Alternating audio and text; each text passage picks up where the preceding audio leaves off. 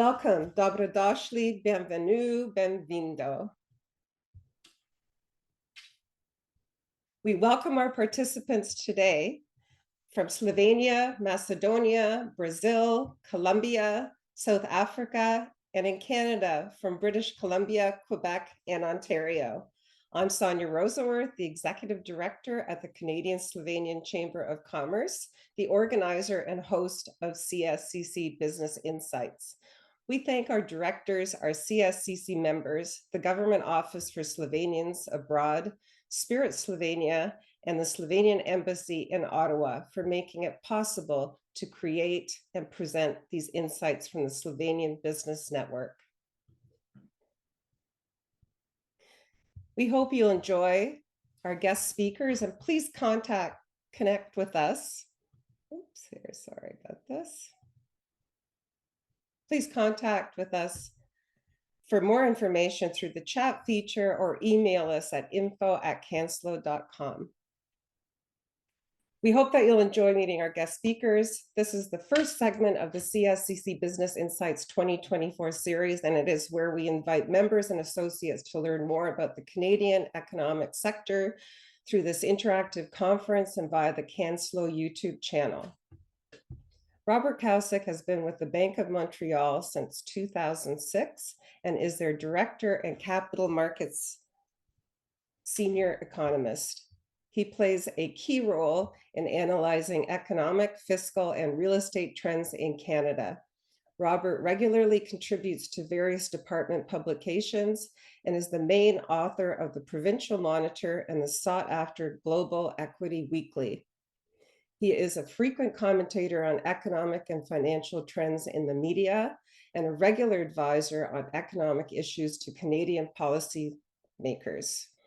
You may have caught his appearances as the financial expert on the CBC, CNN, and the Bloomberg Business News Network. Before joining BMO, Robert worked in the research department at the Bank of Canada. Robert holds an honors Bachelor of Arts degree in economics from the University of Western Ontario and a master's degree in economics from Carleton University. He's also Canadian-Slovenian, sharing a heritage with many of our viewers today. Robert will share insights about the Canadian economy, inflation, interest rates, stocks, housing, and what it all means for the financial markets. Mr. Kavcic, welcome officially. Welcome officially to CSCC Business Insights, and thank you for being our special guest speaker today. I'm not going to spend too much time going through the details of this economic outlook. I'll go through it to give you the backdrop. I'll look at some things like inflation and interest rates and the real estate market and equities, because I know those are topical for all of you. But then I'll try and save more of the time for any questions that you have, and we can jump back to that and dig into whatever it is that's of interest to you specifically. So I'll share that presentation. I'm assuming you can all see it. Let me know if you can't. But so the basic economic outlook here is it's pretty straightforward. It's pretty subdued for Canada overall. So we're not looking at much economic growth in Canada. The last 6 months, growth has been about flat. The next 6 months, we're expecting growth to be about flat. It's running quite a bit firmer in the US for various reasons. But overall, I think the really short takeaway here is that the central bank has raised rates almost 500 basis points in a really short period of time. And the economy is adjusting to that right now. So we're not looking at a recession. We're not looking at a big contraction in growth, but that growth profile for Canada is pretty sluggish. And again, it's the reality of just tightening up policy that much in a short period of time. The economy is going to slow down because of it. So about 1% growth this year or slightly less is, in the Canadian context, pretty sluggish. When you look at the job market, I think we're starting to see some signs that things are cooling around the edges as well. So employment has slowed down. We've seen about a 1 percentage point increase in the unemployment rate in Canada. When we forecast this out over the next 18 months or so, we probably see about 6.5% unemployment in Canada later this year. So obviously softening from some of the conditions that we've seen, which were exceptionally strong over the last 2 years, but not looking anything like a textbook recession in Canada, right? So if you look back at some examples in the past, the pandemic was obviously a very unique one where we had double-digit unemployment. We're obviously not going back to that. But even some of the past cycles like 2008, 2009, where you had double-digit unemployment or close to in Canada and the US, we just don't see that this time around because there's a lot of excess demand for labor out there. And so what we're actually seeing is some of that breakdown. We're not creating a lot of unemployment in Canada. And in fact, most of the reason why that unemployment rate has risen is not because we're seeing job loss, which we are not. It's because you just have a lot more people filtering into the labor market. So it's more of a supply side push in the unemployment rate. Very, very different than what you typically see in a traditional downturn. So the big takeaway here is from a growth and a labor market perspective is that things are sluggish by design almost. The Bank of Canada wants things to be running a bit cool, but we haven't tipped over into a traditional recession, and we don't expect that we are going to at this point. Now, when you look at a couple other things here, just on the macroeconomic environment, one is what's happening with wages. So we came off of this period where the labor market has been exceptionally tight. And if you think of almost every province in Canada, every industry across the Canadian economy has been grappling with this idea that there's just a lot of demand out there and we don't have enough skilled labor to fill our open positions, right? This has been an ongoing battle for the last 3 years or so. And at the same time, we've had inflation leg up from 1 or 2% for the last decade to now, over the last couple of years, rates in the 4, 6, or 8% range. So what this is doing, it's translating into very strong wage growth right now, right? So if you're a business out there and you have jobs open and you want to fill them, really the only way you're going to fill those right now is by paying more.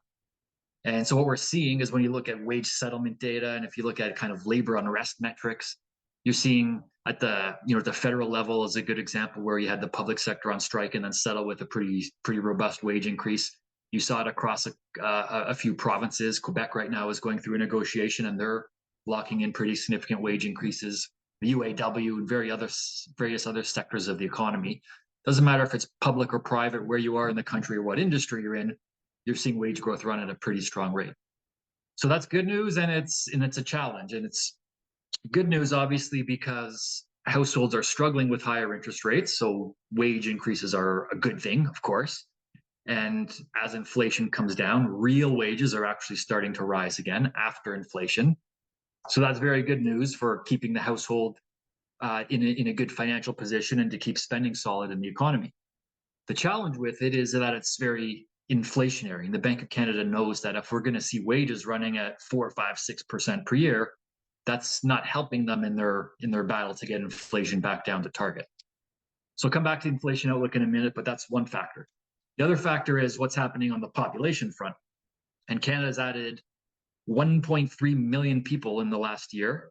And there's a lot of debate about the impact of this, but my view all along has been that if you're going to add that many people onto the economy in a very short period of time, it's going to be very inflationary in the short run, right? So over time, the thinking here is you add people to the labor force over time and it adds more supply and it brings down wages and it kind of contains inflation. But if you think about the immediate impact of this, you have over 1 million people stepping into the country today. What do they need today?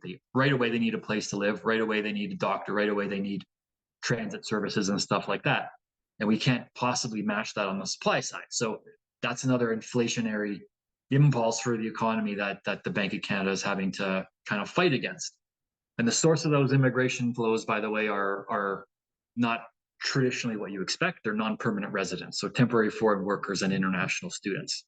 This has become a big political issue because it is putting a lot of stress on the housing market. And it's an issue that even the federal Liberals have now kind of woken up to the reality of, that we just can't be pulling in this many people unchecked without some kind of negative spillover on things like housing affordability and services and things like that. So we've actually seen some caps put in place on things like international student flows. All that to say is that we're still fighting this inflation battle, right? So our thinking all along on inflation has been that getting from 8% back down to 3 or 4% was going to be pretty quick and pretty easy. And it was. You can see there in the chart that we very quickly got down from 8 to about 4. We're running at about 3% right now in Canada. Getting from this level back down to 2%, where the Bank of Canada targets inflation, is going to be quite a bit tougher, and it's going to take quite a bit more time. And so that's exactly where we are right now. And I'm not going to go through everything here for you, but there's a checklist on the screen of all the different factors that have driven this inflation episode, right? And just as an example, so goods inflation in Canada. So the inflation for physical consumer goods has more or less disappeared.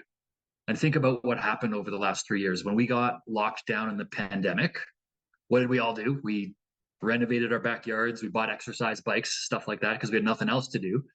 And the problem is that everybody in North America did that at the same time, right? And when you have such a dramatic increase in demand for consumer goods in a short period of time, it's very inflationary. And the supply chain obviously couldn't respond to that. But then you fast forward a year or two, and we're allowed to go back out to restaurants and bars and go to hockey games and stuff like that. Kids are playing sports again. What did we do? We stopped buying physical stuff, and inflation for consumer goods just melted away. So that was easy, right? That was the easy part of this inflation puzzle. Other things like oil prices, they've come off and stabilized. House prices have come down. That's all helped. Where we're really stuck is population growth front. As I mentioned, that's inflationary right now on the ground. Wages we talked about, and psychology. And the reality is that when you have everybody out there in the economy expecting inflation and talking about inflation and asking us about it every time we do one of these presentations, that itself is inflationary, right? Because from a psychological perspective, if you think things are going to be more expensive tomorrow, you're going to buy more of them today. That's the textbook explanation of how inflation expectations work. So the Bank of Canada looks at this, and they have a lot of surveys of what businesses are expecting, what households are expecting, and inflation expectations are still pretty high, at least relative to where they've normally been over the last 10 or 20 years. So the Bank of Canada is in a tough spot in the sense that they see the economy really grinding down and not growing a whole lot. They've seen a lot of progress on inflation. You can see that on the screen there. And they know that interest rates are high enough, but they don't think they've been high enough for long enough yet. And so they have this kind of delicate balance to strike where they want to start cutting rates to help the economy start to grow again, but they don't want to cut rates too soon at risk of letting this inflationary psychology continue to run and then having to turn around later this year or in 2025 and start fighting this inflation battle all over again, right? So if they're going to miss this in one direction, they're going to miss this in the direction of leaving rates too high for too long to make sure they don't have to come back and start fighting all of these inflation battles again. So that's the way they're thinking about this right now. And so when you look at the interest rate outlook, I'll say 3 big takeaways for you on the interest rate outlook. Number one is the easy one. The rate hiking cycle is over. Okay, we've seen that already for a couple policy meetings. The Bank of Canada is done raising rates. We do believe that rates are restrictive enough at these levels, and so does the Bank of Canada, and we're seeing it in the numbers. That's the easy part. The second part is that we are probably going to see rate cuts this year, but a little bit later than you think, and maybe not quite as aggressively as you think. And remember, we're coming into this year, and the market was really hopped up, pricing in rate cuts, by the spring, and about 150 or 160 basis points of easing this year. And our view all along has been that's too soon and it's too much. So we think that the Bank of Canada and the Federal Reserve were probably in a position to start cutting rates around the summer, around mid-year, and then we probably see 100 basis points of rate cuts through the second half of the year, and that continues through 2025 as well. That's the forecast we have on paper right now. If there is a risk, I'll tell you what's happening in the market right now. The market is rethinking this in real time and saying that maybe we're not going to get as much easing this year because the economic data and the inflation data are especially in the US, holding in pretty well. So those are 2 things. Number one, the rate hiking cycle is done. Number 2, rate cuts are coming, but later this year and maybe not as aggressively as you think. And then I would say number 3, and probably the most important thing, is that when rates do actually start to fall, they're going to probably end up at a normal level that's a lot higher than it's been in the last 10 or 15 years, right? So everyone's talking about this idea of higher for longer interest rates, right? Higher for longer. And the reality is that rates now are kind of just getting back to normal. And that's, so on the screen there, that's 100 years of history of 10-year US Treasury yields. Right now, I think the 10-year is around 4.25%. 100 years of history, the average 10-year Treasury yield has been about 4 to 4.25%. So, I remind everyone this all the time, that the exception for interest rates was the last 10 or 15 years, where rates were suppressed and they were held exceptionally low for over a decade coming out of the financial crisis. That was not normal, right? The environment we're going back to now is one that looks a lot more normal. And so in practical terms, and there are a lot of factors behind this, and I won't get into each and every one of the details, but a lot of different factors like the demographic factors and just kind of changing production around the globe, carbon taxes or inflationary stuff like that are all contributing to lifting neutral levels of interest rates. But the takeaway in the real world for you guys is that if you're sitting there kind of crossing your fingers and hoping that we're going to wake up one day and have 1.5% mortgage rates again, you're probably going to be disappointed, right? So 5-6% mortgage rates are very high. They're very restrictive by design. The Bank of Canada wants you all to stop buying houses right now. But when we settle back down into a normal environment, you're probably looking at something around 4% for mortgage rates being normal, not 1.5%, not 2%. Those were the exceptions historically. So those are the three big interest rate takeaways I would leave you. The rate hikes are done, rate cuts are coming, maybe a bit later than you think.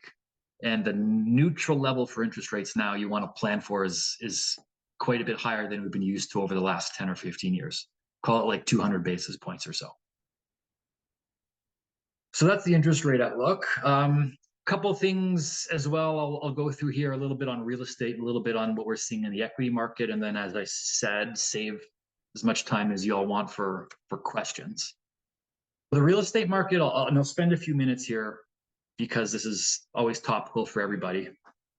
The real estate market is in an interesting spot. And so for a little bit of a backstory, I think, so you know where I'm coming from on this, the last 10 years or so, we've been very, very positive on housing in Canada, and especially in the GTA. We just think that there are really strong supply and demand fundamentals that have been pushing prices up because they should be, right? So we've been very fundamentally positive.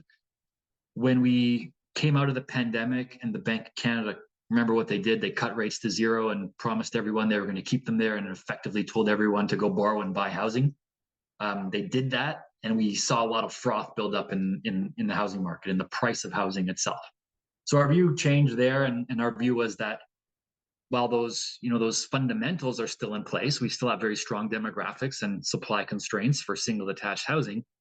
The reality was there was just a lot of froth built up in the market that needed to be cleaned out.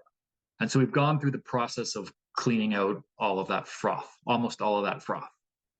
So when you look at the outlook here for real estate, just in a very quick snapshot, sales activity and volumes probably start to come back through the spring, and volumes have been very low actually, because there's been a big almost disconnect between buyers and sellers out there in the market. And if you think of what's happening out there, you have sellers who are looking at prices that were in place 18 months ago and not really wanting to budge from that. And not a lot of people out there are being forced to sell, let's be honest. The job market is strong and there's a lot of liquidity out there. But at the same time, buyers can't qualify for or just physically afford payments at prices that existed 18 months ago. So there's this kind of widespread between what sellers are willing to accept and what buyers can actually pay. And the market's been really, really quiet because of that. A couple of things are happening now. Prices have come off 10 to 30%, depending on the market. And we are starting to see some signs that interest rates are pulling back a little bit. So 5-year fixed rates are down to around 5% or so. There's some relief on that front. And then if the Bank of Canada does in fact cut rates in the second half of the year, we could start to see the market clear better. So sales volumes come back. house prices bottom out in the next couple months or so and start to rise at a pretty modest pace through the second half of the year and through 2025. Don't think we're going back to the kind of growth that we've seen over the last couple of years, and I'll show you why. And construction activity is actually running a little bit softer than the last couple of years. It's not doubling or tripling like policymakers are pushing for. So I'll give you a couple different ways to look at house prices and where they've come from and why we just think we're kind of in this holding pattern. And if you look at our house price forecast, it's actually kind of interesting.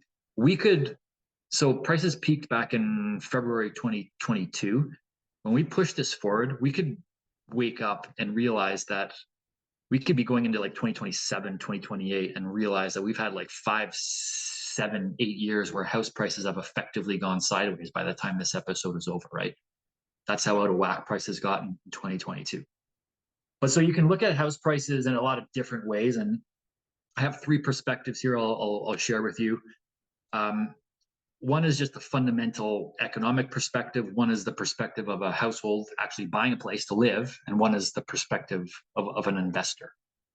So first one is the perspective of just what real house prices tend to do over time after adjusting for inflation. And I know that's a very busy chart, but it's really not that complicated. So on the left side of the screen, that's inflation adjusted house prices over time. They tend to grow about 3% per year. The middle of the screen is the difference between the reality on the ground and where that long-term benchmark has been.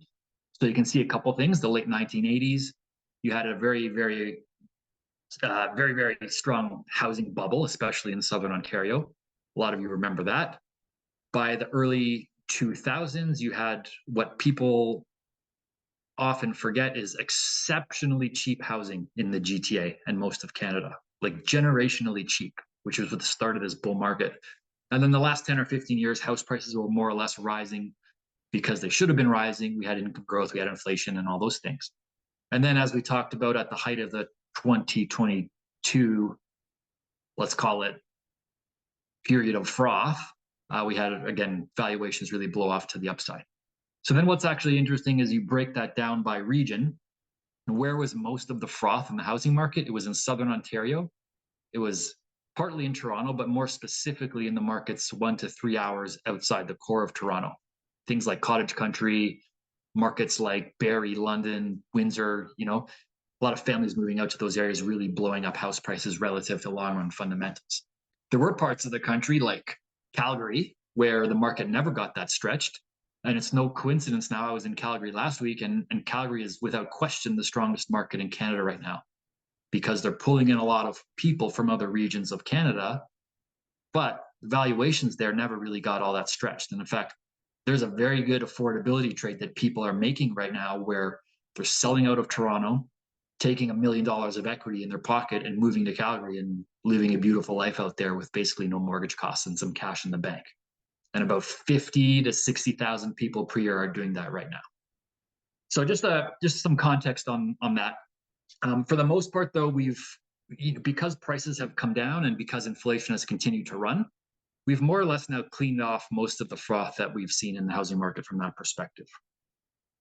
Another perspective is we look at this from, okay, let's say somebody's actually going out there to buy a house to live in, right? Affordability in Canada is extremely stretched. So this is a very quick look at what it costs to carry a house relative to household income. And you can see for most of the last 10 or 15 years, house prices were rising because, again, they should have been rising. Incomes were growing, interest rates had fallen, things like that. And then the last 2 or 3 years, we really saw affordability break down, and it's probably as challenging as it has been since the late 1980s. So how do we restore housing affordability? I mean, there are really 3 ways to do it. One is house prices come down, which they have, about 10 to 30%, again, depending on your market. The other is that interest rates can come down, and that's proving to be a pretty slow process.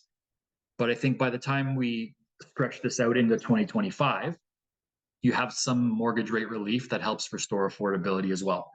And then the third part is incomes can continue to grow, right? So we are looking at wage growth right now of 5, 6, 7% per year, depending where you are in the economy. Over time, this combination of flat house prices, lower mortgage rates, and rising incomes can gradually restore this affordability calculation for most households. It's going to take time, and it's still going to be tough for a couple of years, but that's how we more or less see affordability getting restored in the housing market.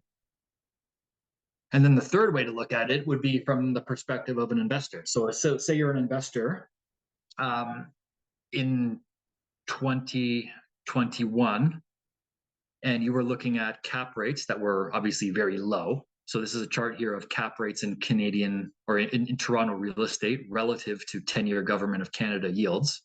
And historically, what you see is no surprise. You see a pretty consistent spread between cap rates and risk-free government bonds. Makes sense, right? Because real estate's a risky asset. You should be paid more for it. Right now, that spread is very, very narrow. So what happened during the housing boom was those cap rates really compressed. And it kind of made sense at a time when risk-free government bonds were like 0.5% and borrowing costs were 1.5%. Fine, I can buy an investment property at a 3.5% cap rate when the cost of borrowing is 1.5%. From a cash flow perspective, maybe it made sense. People expected prices to keep rising. That's what they were doing. Very quickly, you reset borrowing costs to 5.5%, and all of a sudden, you got to ask yourself, does it make sense to buy an investment property at a 3.5% cap rate anymore? Obviously not. So the investor class has more or less disappeared from the market. And I mean, you're looking at an adjustment here because investors are not going to take on an asset when they're not going to take on an asset at like a 3 or 4% cap rate when you can go into the bank and buy a GIC risk-free for 5%. You can buy dividend stocks for 5, 6, 7% yield, right? You can buy 10-year risk-free money for 3.5 to 4.5%. And there's no liquidity risk. There's no pain. There's no risk of a tenant not paying and stuff breaking down in the kitchen and stuff like that, right? So all this to say that from a valuation perspective, we're still going through an adjustment, and a couple things have to happen. The prices for investment real estate have to come down a bit further, and which we believe will be happening at the same time, rents have to continue to rise. So that's kind of what we're seeing right now, where the investor in Canadian real estate is more or less disappeared because the economics don't make any sense. So until that kind of restores itself, it's going to be a very quiet period for investment activity. And one of the offshoots of this, interestingly enough, is that if we want to build more supply in Canada, a lot of that is usually funded by investors, right? So a developer is going to go out, sell 60 or 70% of a project before it gets financing, and they can actually start constructing those units. Well, typically, about half of those pre-sales were from investors. With that investor class now gone, you're not seeing a whole lot of building activity. And so it's running very counter to what policymakers are pushing. Longer term, you come out of this cycle and realize, oh, we're right back where we started with a lack of supply in the GTA market. So that's just, a couple perspectives on how we look at house prices. And all of that wrapped in together, I would say the bottom line is that prices start to find a floor this spring because there is a lot of pent-up demand out there. We're just really limited in terms of how quickly prices can spring back because of affordability challenges and the reality that valuations just don't quite make sense yet from an investor perspective. So we could very well be going sideways for a number of years going forward still. Okay, so that leaves us with a couple other things here very quickly on the equity market. I think it's still a pretty good spot in the cycle for stocks.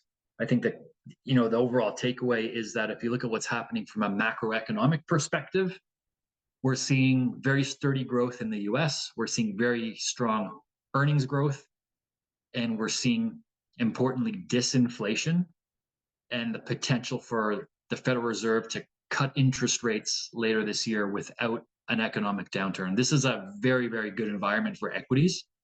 And that's the good news. The bad news is that the market is always looking 8 to 12 months ahead, and they've already started to factor all of this in, right? So you have record highs on the S&P, you have near record highs on the NASDAQ. And so the market is pricing this in. I'll say that things have got a little bit stretched in the last couple of weeks, the last couple of months, and typically at this stage of the cycle, it is common to see prices correct a little bit. But fundamentally, if our economic and interest rate outlook hold up, this is still a positive part of the cycle for equities. The other thing I'll say here is that Canadian equities are looking cheaper and cheaper by the day relative to those in the US. And we talked, and here's an example, we talked about investment real estate not making a whole lot of sense at these levels. Look at the Canadian equity market when you can pick up 5, 6, 7% dividend yields on companies with very, very long track records of growing those dividends in excess of inflation, and with a favorable tax burden on dividends relative to something like rental income or interest income, starts to look pretty compelling for the Canadian equity market. So we don't actually make equity forecasts per se, but our strategy team works with us, and they're actually quite bullish on Canada right now because of that relative value, and they're still quite positive on the US, just given where we are in the cycle. So I will leave it at that. And those are the key takeaways there on the screen. I won't read through them all, but I think the basic message is that the economy is holding up pretty well. Like we're mindful of the challenges that come with raising rates this quickly, and the economy is, especially in Canada, is struggling a little bit in certain areas. On the real estate front, I think that we covered that in pretty good detail. Prices are probably going to be pretty sluggish and range bound going forward, though most of the correction is probably done. There's not a whole lot of upside when you have valuations still adjusting. And then on the interest rate front, if there's one takeaway, I would say just plan for the normal level to be higher than you've been used to over the last 10 or 15 years. And at this stage of the cycle, the equity market really, really short term might be a little bit stretched, but we're still in a good part of the cycle if you're looking out over the next couple of years.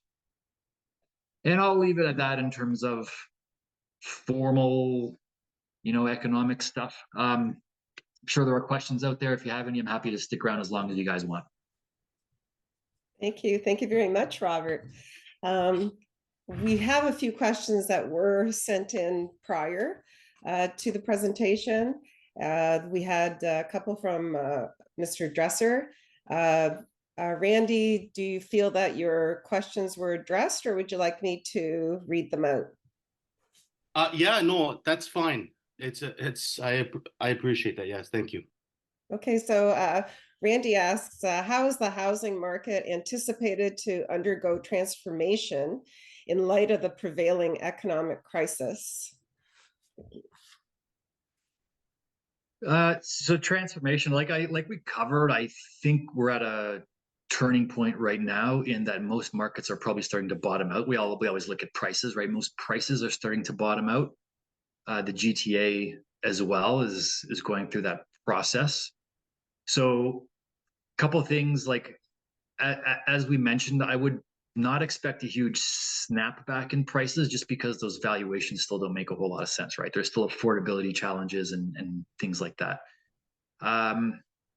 Below the surface a little bit more, I think you're probably going to start to see, and you're already seeing it on the ground, really more strength in single detached versus condos. So right now, believe it or not, we're building more than we ever have in this country, and the vast majority of that is condos in the big cities. I think there's something like 330,000 units under construction right now in Canada, and we've never seen that before. We've never seen these levels, even adjusting for the size of the population. We've never seen this much under construction. A lot of that was investor bought. A lot of that was bought without the intention of closing and actually taking possession of to live in. It was either to flip on completion or to rent out. And two problems with that. Flipping on completion now is going to be an equity loss. And putting it on the rental market in this environment is a lot different than the environment those units were bought at. So with 5% mortgage rates. So from a cash flow perspective, doesn't make a whole lot of sense to hold either.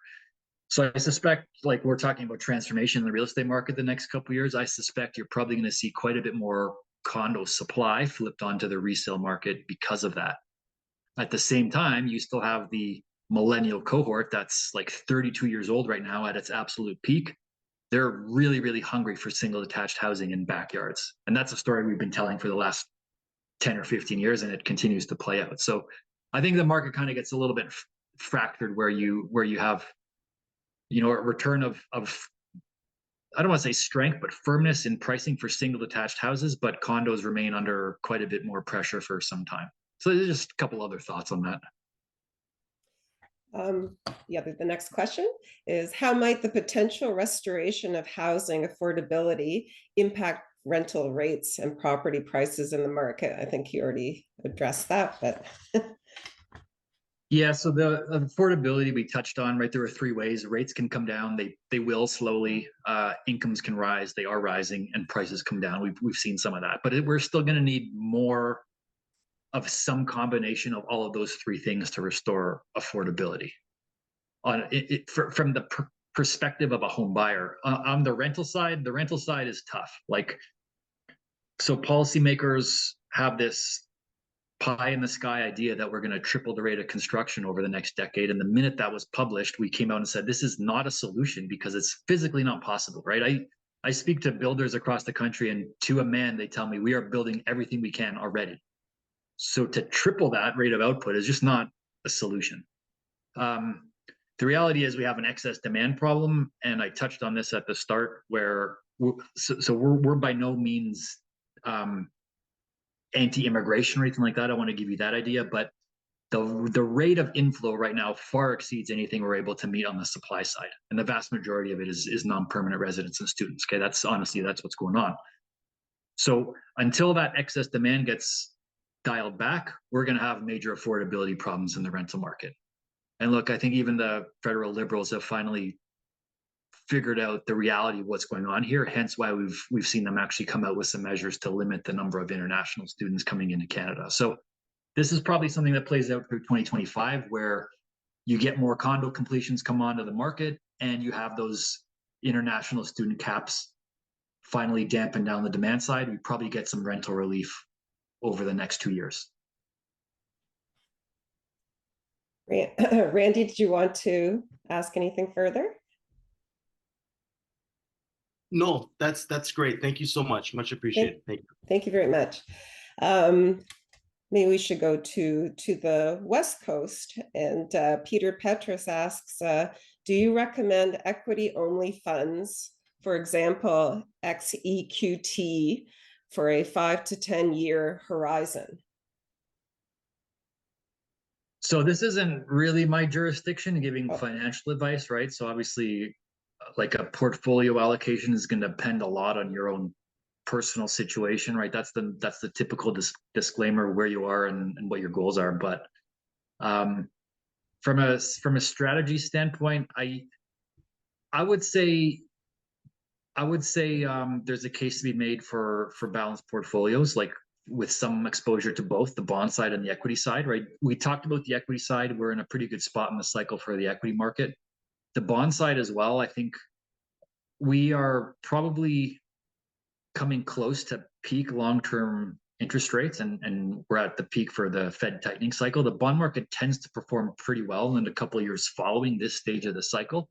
Now, like that said, as we talked about, we're not going all the way back to the lows for interest rates, so you're not going to get a huge run in the bond market, but you are getting some diversification and probably some pretty decent returns there.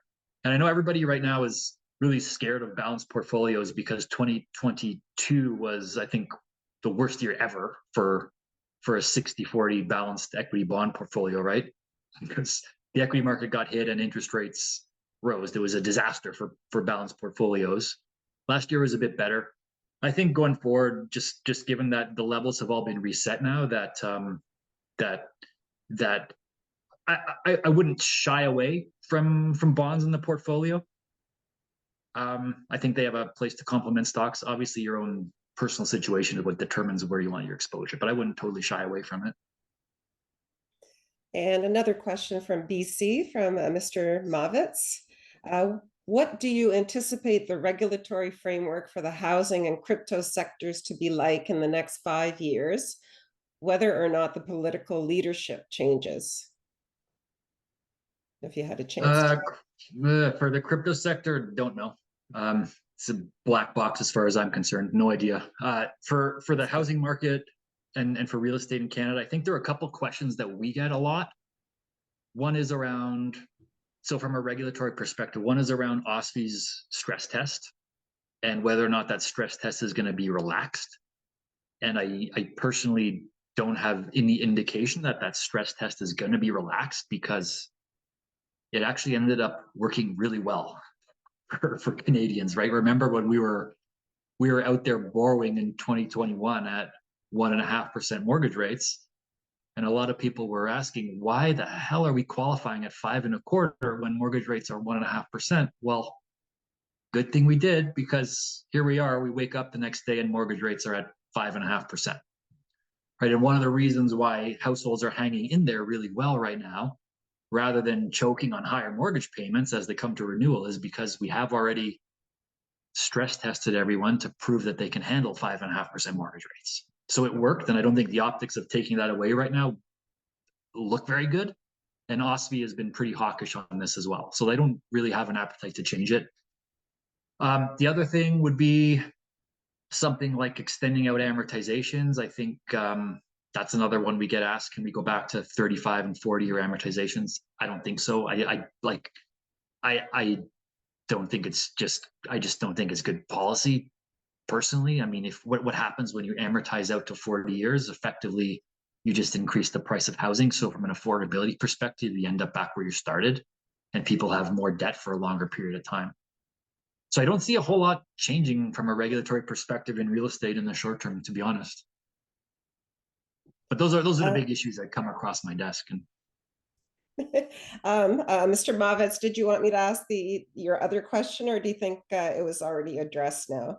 Yeah, I think it was already well addressed. Thank you. Thanks so much for this answer. Thank you very much. Are there any further questions? Anyone that would like to?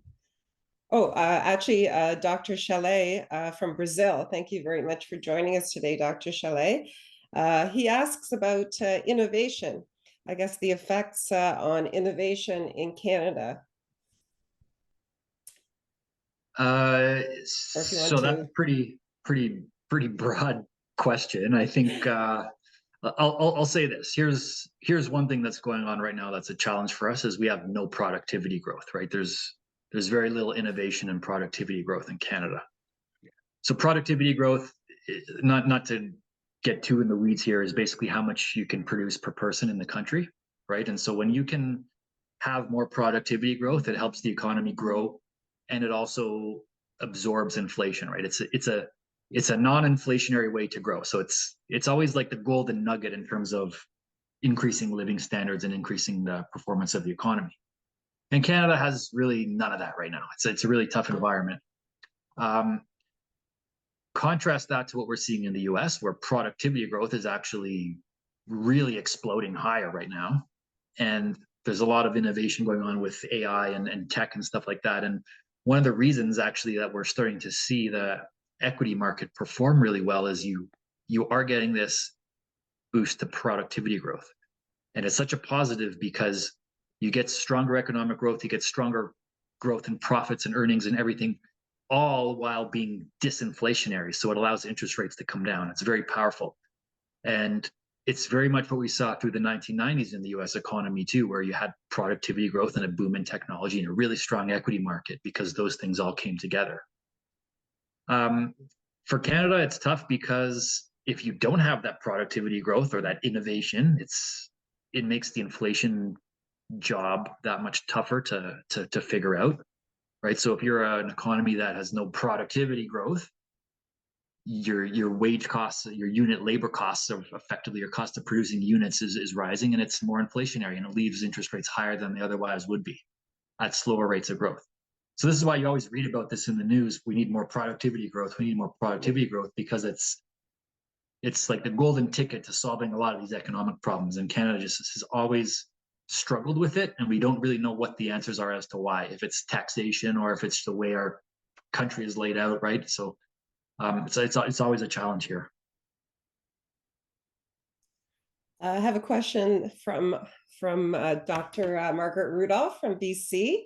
Thank you, Margaret, for joining us today. She asks, what investment advice to give your middle-class employed kid?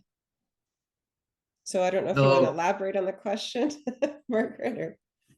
this isn't my jurisdiction either. You know, like we're not in the business of giving investment advice per se. You know, so from a market perspective, I think we covered this in the comments before. I think the equity market's in a good spot. The bond market's in a decent spot because you're actually getting yield now, right? For the last 10 years, we were getting no yield in cash, and we were getting like yield on risk-free government securities that were less than inflation. We're actually starting to get some positive real yield now there. The real estate market, I'd be pretty shy on right now because not so much because we think prices are going down a lot further, because they probably are not, but real estate's a tough one where you're dealing with a lot of leverage, and unless you can absorb the changes to mortgage rates and stuff like that, you can set yourself up in a pretty tough spot. I would say just balance between stocks and bonds, and most importantly just saving a good chunk of your income every month. That's ultimately, regardless of where you put it in, if you're saving it, that's your best return right there. In terms of buy or rent, I mean, I'm not adverse to. There's a lot that goes into this. So if you're somebody that is really young, just kind of getting your foot in the labor market, the way the economy is right now, where we're seeing people move all over the country and all over North America, I don't think there's anything wrong with renting because it leaves you flexibility. The worst case scenario is if you come into the job market as a young kid and you stretch and buy a place that then goes down in value, and you're kind of locked into one place because you have a big negative equity position on the books. And say you want to move out to Calgary for a better paying job or something and a lower tax rate. Well, now you can't because you're stuck with a condo that's $100,000 underwater, right? So renting gives you a lot of flexibility until you know for sure. Yeah, so that just some thoughts on this. Obviously, like the key point here is that there's no one size fits all answer to questions like this. It really depends on your situation, right? Yep. But I will say this, like the buy or rent decision for the last couple of years has been absolutely do not buy into this market because we're still adjusting. I'll say that most of the price adjustment is probably done. So if you're looking at like a really good quality single detached property, if you can stomach 5% mortgage rates for a little while, you'll probably end up okay if you're planning to root there for like 10 years or more. Thank you, Robert. Mr. John Doma from Bateman McKay, also our president, has a question. Yeah. Hey, Rob, fantastic. I mean, you give us a lot of information. It's more of a comment from my side, what I'm seeing out there in my space with owners and things like that. I mean, it was interesting. The city of Toronto, I think, collected close to $50 million on that underutilized tax that they assessed, which sort of tells me there's a lot of foreign investors that are just keeping their places. I do see still a lot of people, foreigners buying properties in Toronto just like a gold bar. It's a safe haven. Canada's a great place to invest in. I really don't want to rent it because if I ever need it and I can afford to hold it. So I think there's that kind of plays in the market. But what's really troubling me, though, on the other hand, is this a contractor, very respectable one. I don't know if you heard in Kitchener-Waterloo, Van Dyke, I think, contracting, walked away or is not completing a whole bunch of condominium projects. Of course, we all know the big one in Toronto. That's, I don't know who's going to be able to take that over. It's just like it's all over the place. Where things are at, and I see with people with a secondary property are struggling in terms of getting decent rental rates to cover everything. So they're in a quasi sort of situation, like you said. Do you sell it now and take a loss, or do you keep carrying it, hoping that things change down the road? So just a general comment. Like it's very unstable right now, very difficult. Again, given the world economic situation with people fairly unstable around the world. I mean, when you look at things in the Middle East, in Asia, and China, and Europe with the issues with Russia, Canada just seems to be a safe haven, and makes it difficult for our kids to be able to buy anything. And throw into this whole thing this greenbelt sort of situation. I got 70 acres. I'd love to be able to split with some people, but that's just not in the games, unfortunately. And I think Ford, this is my own personal comment, not asking you, but completely mishandled any change that was going to happen in Greenbelt, because he had 2 or 3 of his buddies that profited from that incredibly if it did go through. It was just horrible the way that whole thing went through.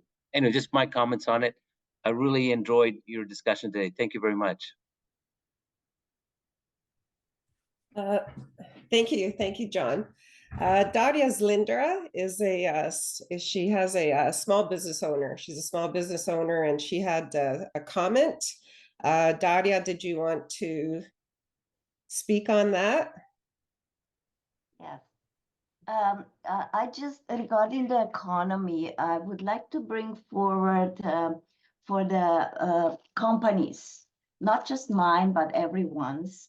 What happened during this COVID section, like 22, 21, 21, 22, 23, it is affected our businesses.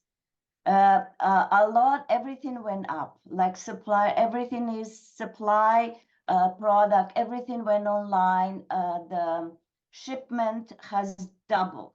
So it's really affected us. I'm a business owner. I have a brand, and it really affected us in our industry. For example, textile and fashion, really hard to survive in that field.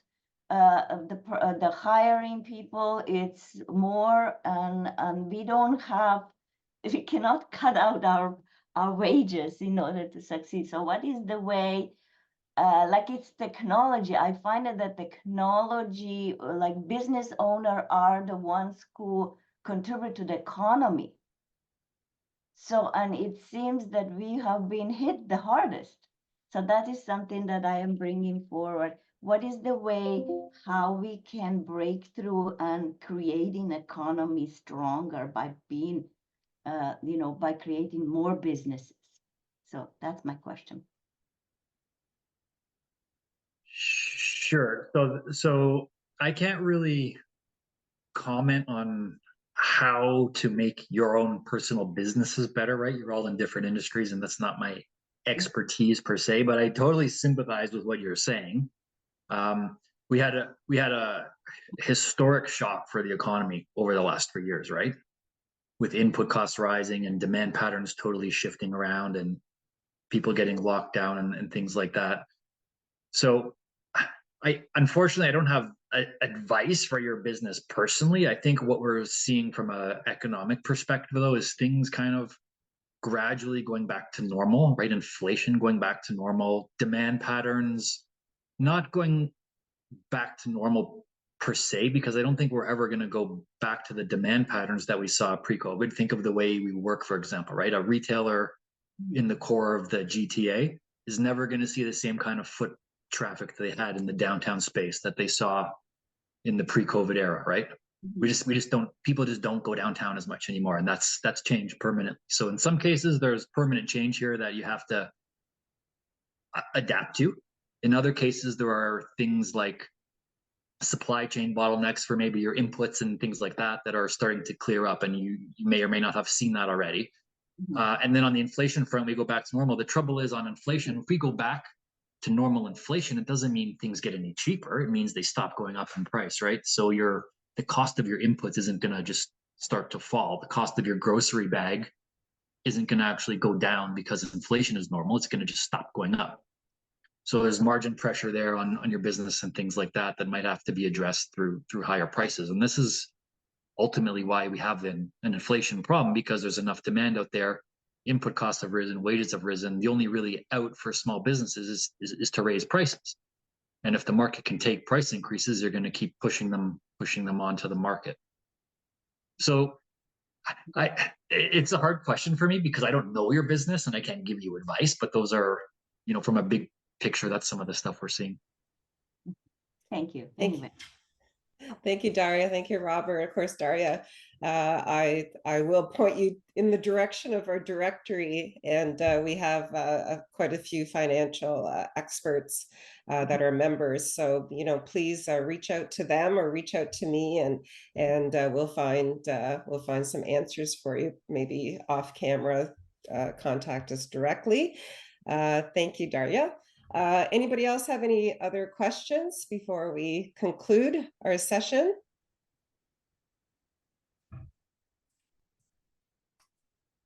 No? Okay. Well, thank you. Thank you very much, Robert. Thank you for your candid insights and for being a valued associate of the Canadian Slovenian Chamber of Commerce, of course, and of the Slovenian community. We're pleased that you agreed to join us today. It's the mission of the Chamber to strengthen the Slovenian presence on the global stage. We're here to support, connect, and collaborate to encourage bilateral commerce. As mentioned, please contact us at info@canslo.com and keep in touch. We're here to help you make the right business connections. So now we conclude this session. I will post it on our YouTube channel, and have a great day. Hvala lepa. See you soon. Thank you. Bye, everyone. Good evening, good morning, good afternoon. Thank you.